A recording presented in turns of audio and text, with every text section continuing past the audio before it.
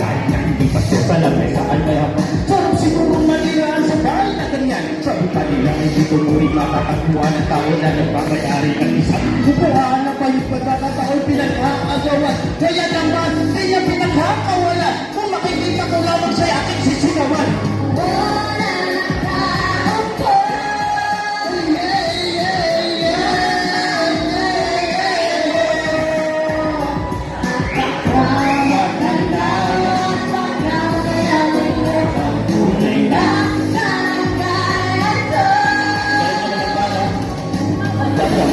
Sa mga tao, walang iba patakan ng bigas na may nakipuno at tingin ba